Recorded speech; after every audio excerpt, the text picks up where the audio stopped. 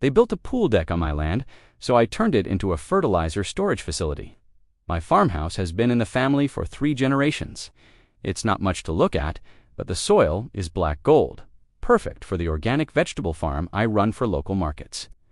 I know every inch of my fence line because I put the posts in myself. Then the Sterlings bought the estate next door.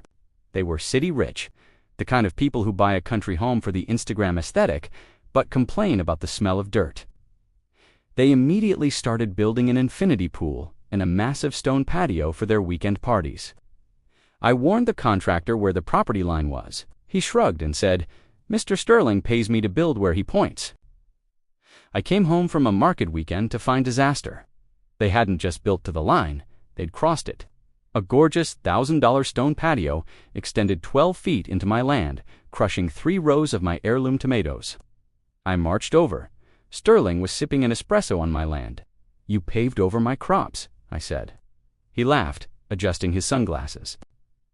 "Oh, that. We needed room for the loungers. Besides, it looks better than those weeds you grow. Consider it an upgrade. If you don't like it, talk to my lawyer. But good luck affording one." So I called my lawyer. But while the paperwork was filed, I realized something important. If that patio was on my land, it was my patio. The next day, Sterling threw a massive housewarming party.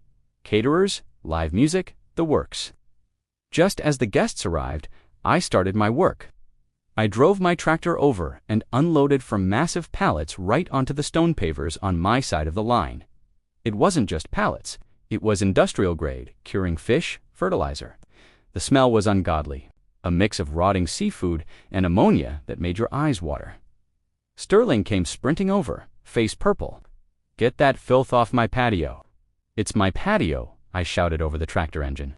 "And I need to age my fertilizer in the sun." He called the cops. The deputy arrived, gagging at the smell. Sterling demanded I be arrested for ruining his event. The deputy looked at the survey markers I'd flagged, then at the patio. "Sir," the deputy said to Sterling, "he's storing farm supplies on his own agricultural land. This is a civil matter." "But the smell," Sterling screamed. "Then maybe don't build a patio on a fertilizer farm," the deputy replied. The guests fled within 20 minutes. In court, the judge was ruthless.